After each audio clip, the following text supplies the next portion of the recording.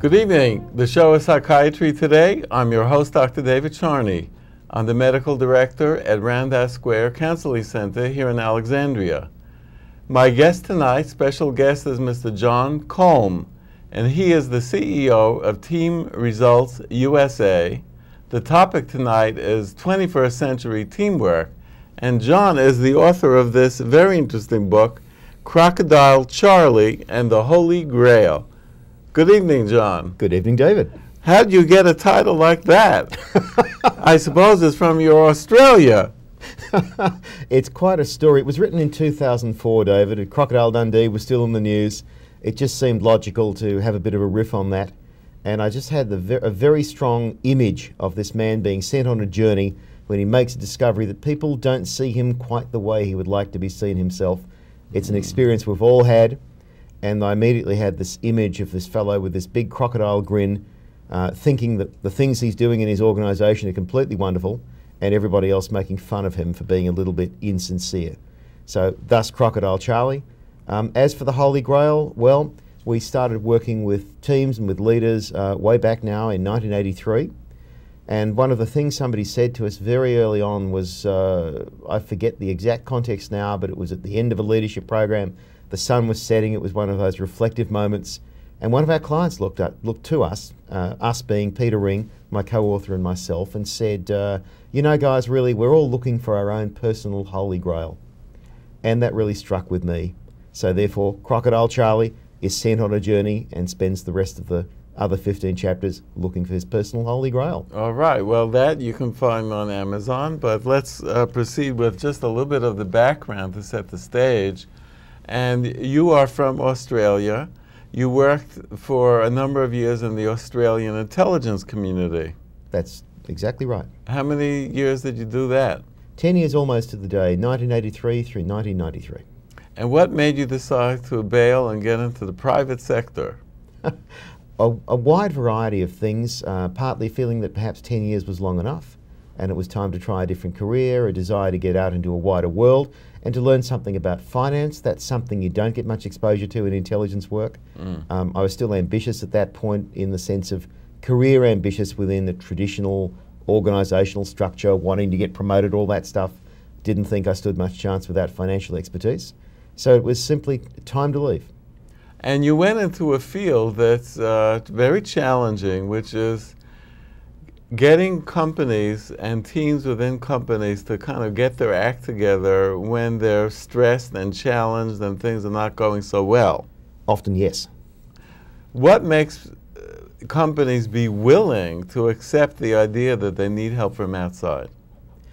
Quite often, and this is something that most psychologists will tell you, and I'm sure as a psychiatrist you could tell me, people often don't look at those alternatives until the pain of not looking at them becomes greater than the pain of looking at them. So it's usually at that point when they feel they have to, and what tends to bring organisations to that point more quickly perhaps than individuals is if you run a large organisation, as I'm sure many folks watching here tonight have or have worked in large organisations themselves, you can't afford to let things get too far off the rails. At a certain point you must do something. So somebody recognizes it probably at a somewhat higher level of management and finally says, I'm desperate, I need help. Absolutely, although the definition of off the rails and desperate varies. For example, one of our clients is Toyota, one of our oldest clients. They're anything but off the rails. They're one of the most on the rail companies in the world, anything but desperate. They're also one of the most successful companies in the world. For them, the pressure is to keep their edge of excellence. But if they were not to do that, they'd certainly become very concerned because that's their secret. So on one occasion, if I understand right, back in Australia, one of the important factories actually in Australia was in a stressed state, and they called on you to help out. That's correct. This is a different client. This is a very large manufacturing company, and they had one of the most mysterious things happen to them that I've seen in my experience in the workplace in a very long time. We got a phone call, and it was a senior manager at the other end who said, "John, can you come and see us?" I said, "Of course I can come and see you. How's next week?"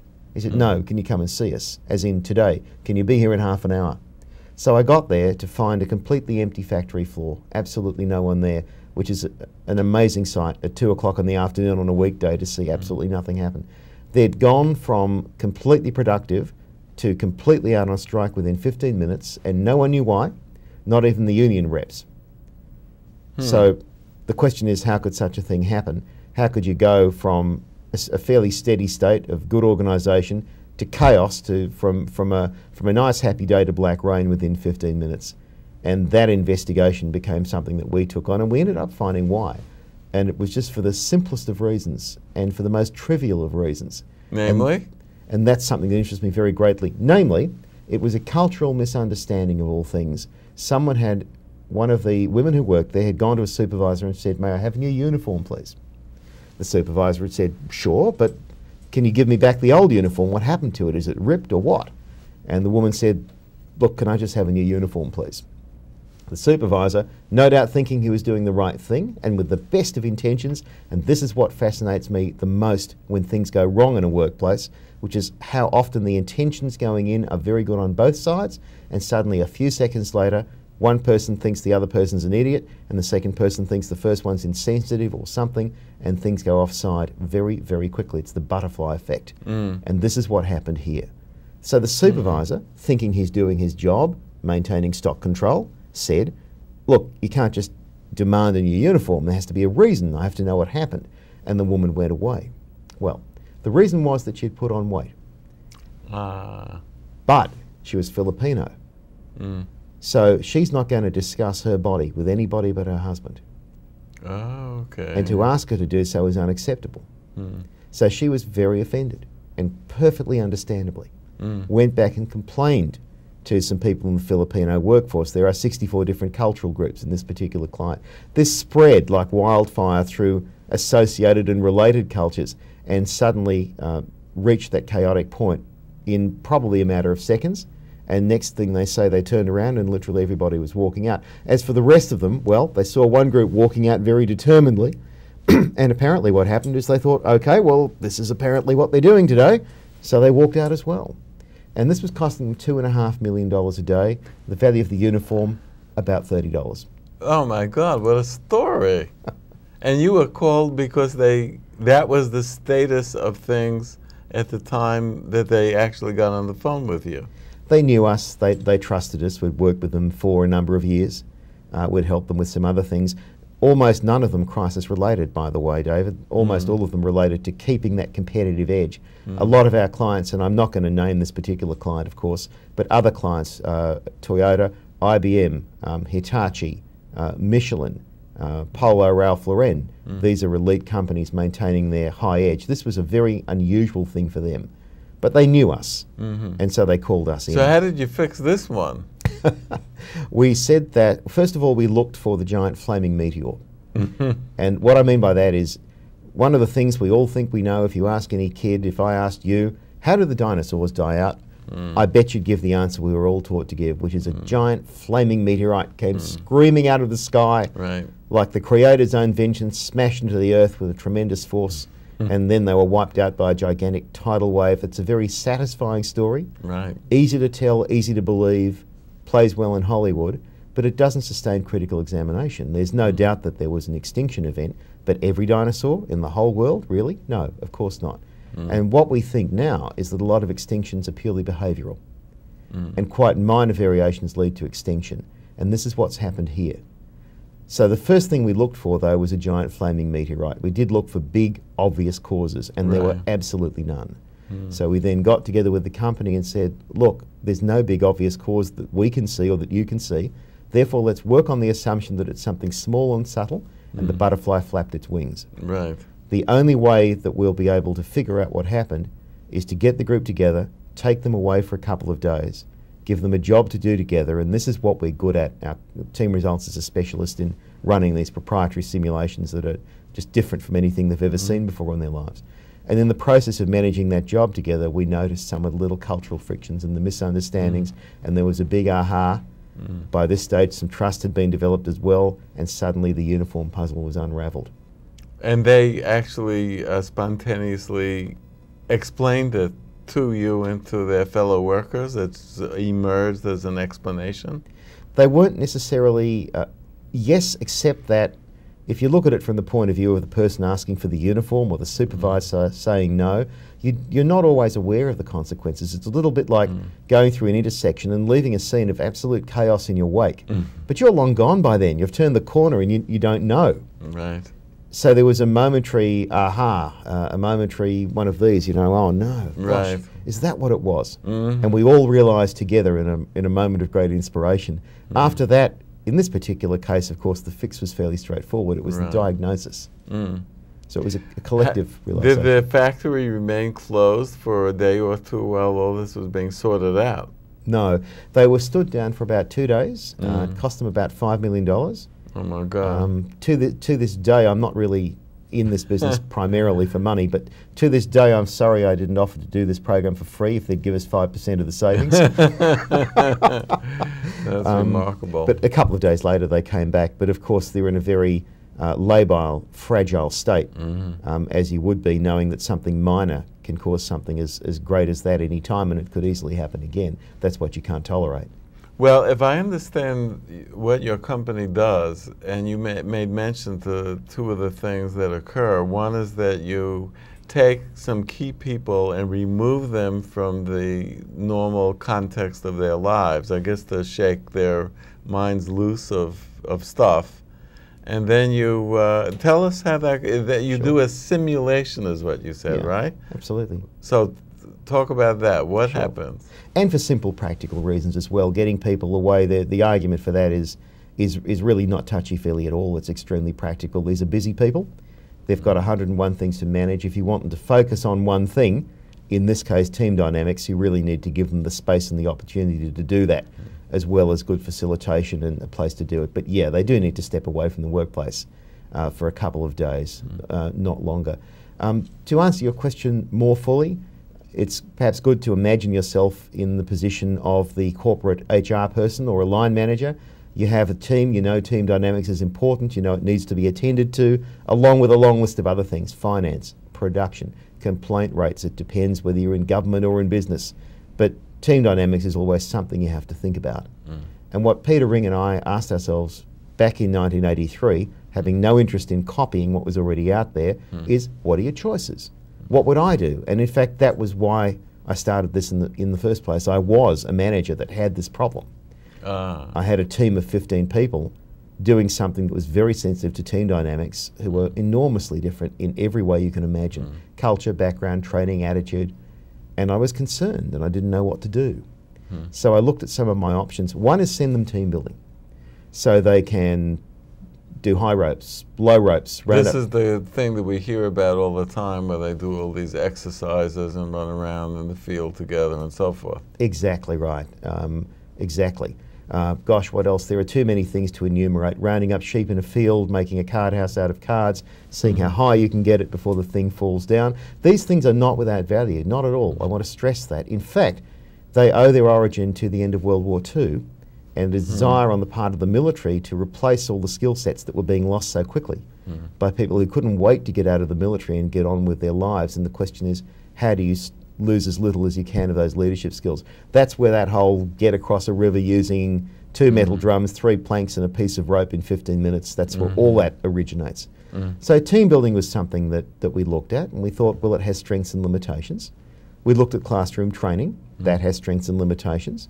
And we looked at getting consultants in, that has strengths and limitations. And finally, we looked at the just have fun option. Go out and drink beers together. Go to Six Flags and ride the roller coaster together. There's a great place for that too. But what we found as we looked at that, and what I had in my own personal situation, was one of those situations where you kind of open the fridge at 2 o'clock in the morning and there's food in the fridge, but there's nothing that quite hits the spot. All right. Have you ever had that feeling? Yes, every night. And that was the thing. We looked at our options, nothing hit the spot. And because it was intelligence work, the stakes were fairly high. All right. And the price of failure was high. So we thought, well, we'll invent a simulation. So this was still when you were still in the intelligence field, where this challenge arose for you? My only goal at that time was to get myself out of a hole. I had no intention of starting a business. Peter Ring had been a fighter pilot and was a decorated veteran, and was running a very successful farming business. He had no intention of going into business, certainly not with me. No, we were just working on a one-time quick So fix. you called on Ring because he was an old warhorse who knew his way around, and you thought maybe he could help you out. Exactly right. And to jump ahead, just to frame it, he became your co-author of the book, correct? That is exactly right. The original agreement was that Peter would give me half an hour of his time and tell me what he knew about team dynamics, and that was 17 years ago. We're still going. Working together. Yes.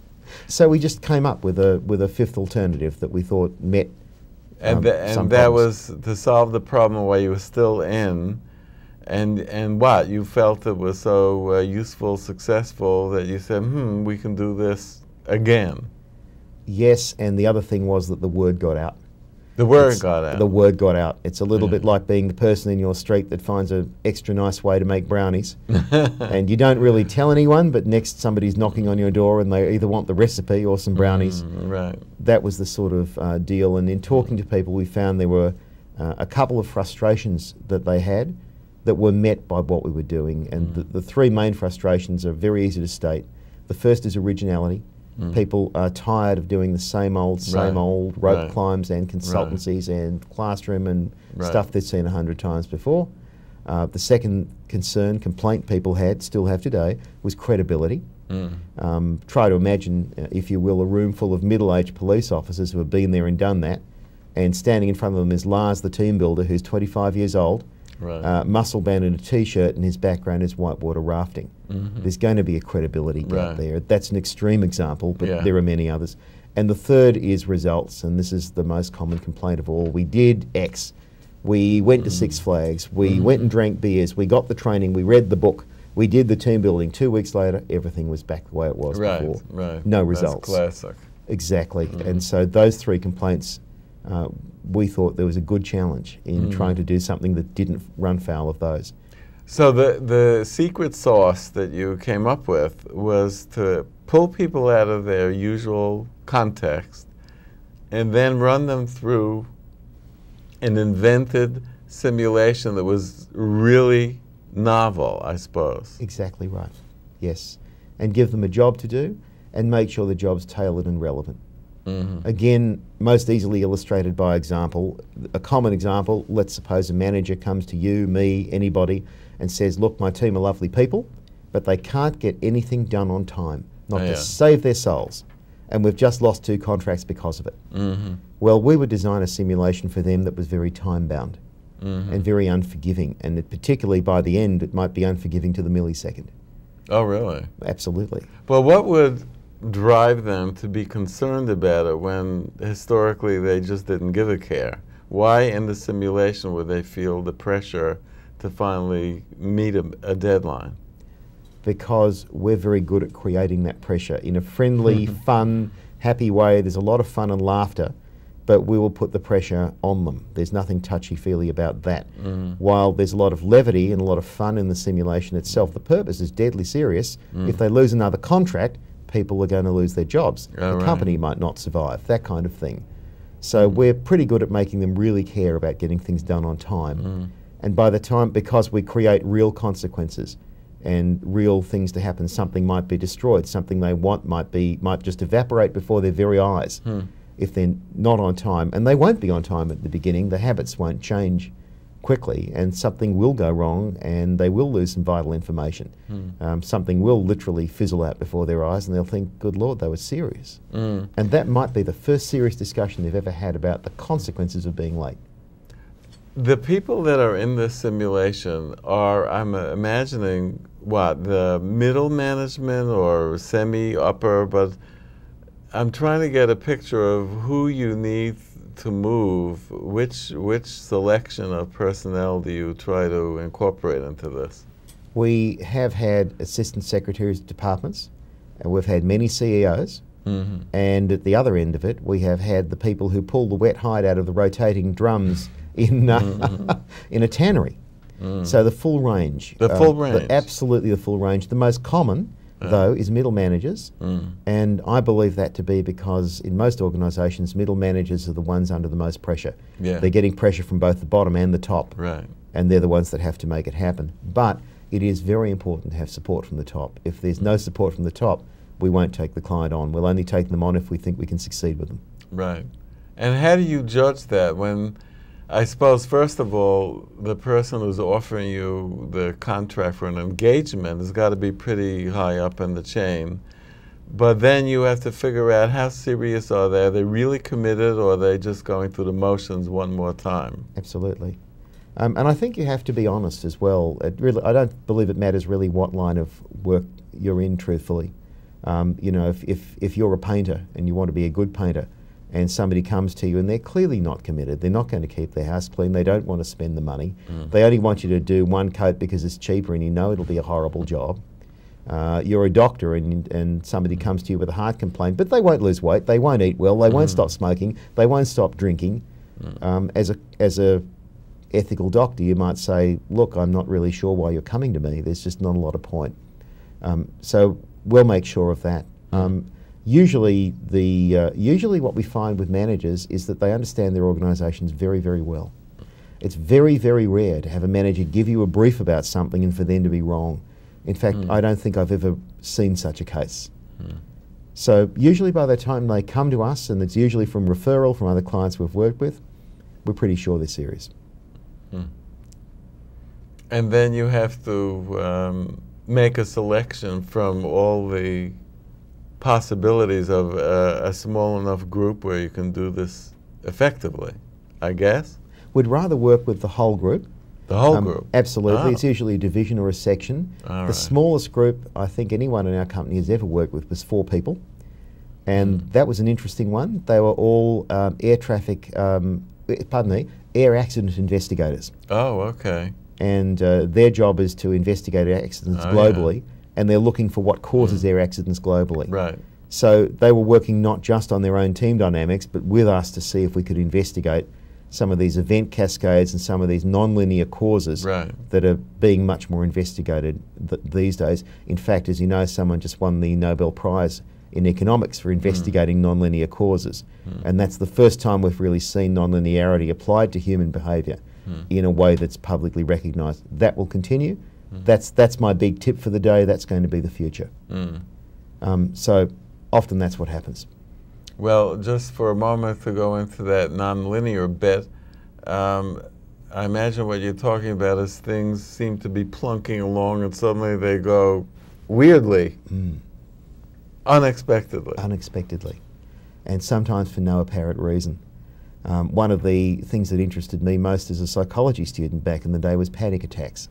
Yes. And one of the first things I learned about panic attacks in school was that it is very common for them to hit the person for no visible reason. Yes. If somebody's just nearly been in a traffic accident, perfectly understandable. But apparently this is not how it works. And therefore what's going on, what seems to be going on, is a confluence of very minor things that all hit at the same time, sometimes called an event cascade.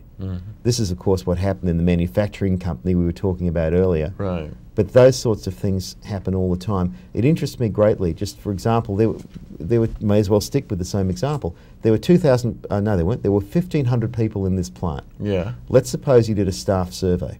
This is a very good company.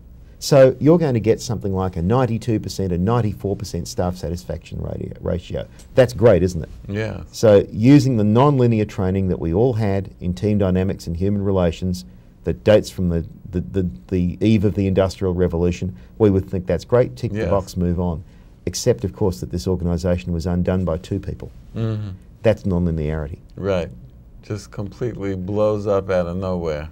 Absolutely. But also, when you study it more carefully, there were background frictions that were sort of under the radar, probably for quite a while, and this just captured it, a little bit like a flame caught suddenly. Yeah, absolutely. And what they had to do, of course, to fix that, it seems very baffling. 100,000 things going to Hades in a handbasket all at once, which is a good description of a living cell, a human body, an organisation, anything like that. But of course the secret is feedback, and we know this from living things. Living things control themselves with feedback. And that was what was missing here, was good, strong feedback to try and catch this before it got totally out of control. Now, okay, now we're getting close to the secret sauce bit that I was referring to. So feedback is one royal road to protecting yourself from unexpected, non-linear disaster things. Absolutely. I believe that feedback-driven organisations will be the ones that survive in the modern world, and we're already seeing that. This is not trivial stuff. A lack of good feedback for controlling organisations. And let's define what feedback means in that context. Let's please. Thank you. I'm very glad you asked that question, David, because here's what feedback means to most people in the old world. Thank you for your input, David. I appreciate your input, and we always value our employees very highly, and I'm going to tick the box next to my manager assessment that says, sort feedback. That is not what I mean. All right. I mean organisations that are controlled and driven by feedback, like living things. When they're not, that's when you see things like Enron that went belly up very quickly. Barings Bank, the Queen's Bank in England, went broke within 24 hours. One guy, no feedback. That was all it took. The Greek economy, other economies. Lack of strong feedback is one of the big problems. So setting up conditions where there's a continuous and sincere request for information from all quarters, where people actually believe they're being heard. That's what it sounds like to me. Absolutely, and even more than sincere, really, just practical. A modern organisation that's of any complexity is a little bit like a submarine being driven through a cavernous area underwater. And when I have never served in a submarine, but when the steerer, whatever the right term is for the steerer, says, Captain, driver, whatever, the map guy says, Captain, there's a rocky mountain, there's a rocky range 100 yards dead ahead. The captain doesn't say, thank you, I appreciate your viewpoint, and thank you for your feedback. You appreciate there are many viewpoints on this subject. The captain says, roger that, and turns hard left. That's what I mean by feedback. All right, well, John, this was quite fascinating, and I just want to show our viewers again the book, Crocodile Charlie and the Holy Grail. This was John Kolm, with quite a lot of interesting stuff to say about how you rescue and change organizations. And the bottom line, effective feedback. Thank you very much, John. Thanks for watching Psychiatry Today, and catch you next time. Good evening.